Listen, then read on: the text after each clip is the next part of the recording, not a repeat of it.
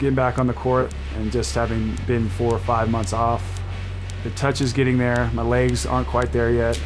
It's definitely a process, and you have to live with it and find a way that you can bounce back as best you can. For the athlete, they're so in the moment that they think that this is never, ever gonna get better. This is so painful right now, or I am so weak right now, or I've lost so much muscle mass that I don't see a way out of this. So the hard part is to relay to them that, hey, this is gonna get better. You just need to be patient and give it time, and it will come. From a nostalgic standpoint, put yourself back to when you were a little kid and you just went out there and played. Sure enough, 3 sessions in, he just started stroking it and he's like, oh, this is it, I've got it, it's coming back. And when you actually see that physically but also mentally things click for them, that's satisfying as a coach. Once you get back onto the court and you're able to do more and more, and it's not as tedious and the same thing every day, you begin to realize again why you love the game so much.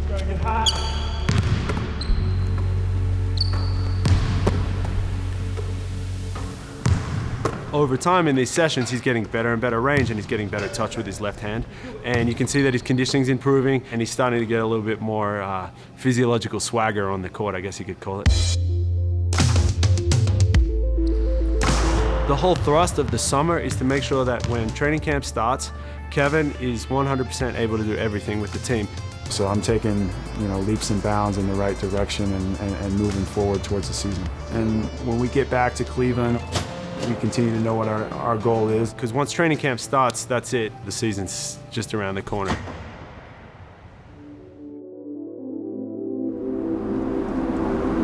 Beautiful October day, training camp.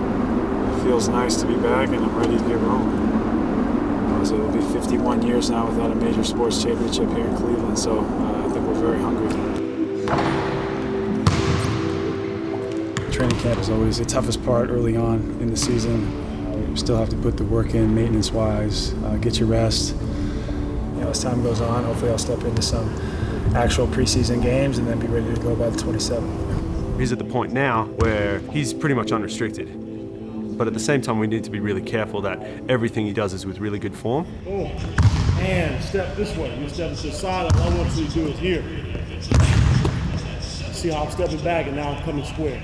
I think what Kevin did was he took the positives out of a very, very bad situation for him. He's done a tremendous job this offseason.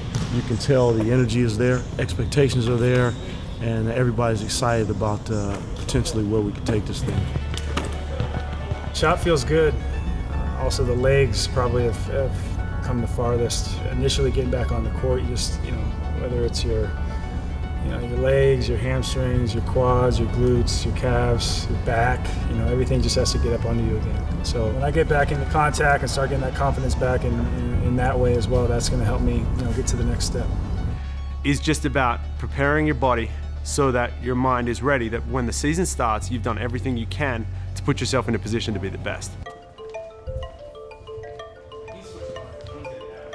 You need to train hard, but you need to get away from it because the season is very long, it's very grueling, it's a real grind. You have to relax.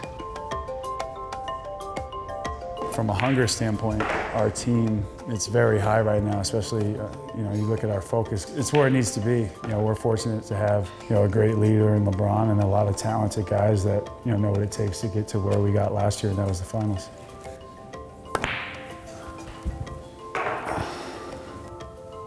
With the Cavs, we have a dietitian, a chef, as well as his own chef and his own nutritionist as well. So it's a very comprehensive team. And he has pretty strict regimented diet, so it's really planned out. A lot of vegetables, lots of fruit, good protein sources, good carbohydrate sources at the right times. We use a lot of grilling techniques, steaming, poaching, to kind of escape the whole fat thing. I started working with a nutritionist probably 18 months ago, and I look back now, 2, 3, 4 years ago, and I think, God, how was I eating that? I almost look at myself like I shake my head and say, I can't believe it. Lunches are very much set and regimented. He actually eats 2 lunches a day, one being chicken and one being a fish. We have grilled broccoli, and then on top of that we have pan-seared halibut with a little bit of salad with the scallions, Fresnos, jalapenos.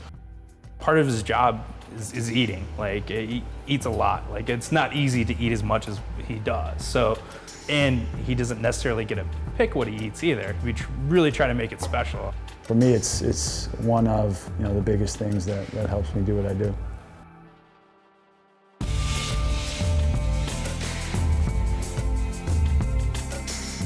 From the injury to where I am now and the headspace I'm in and my shoulder rehab getting better and better, just putting that all together has made me realize that I can do this, I can come back, I can do anything.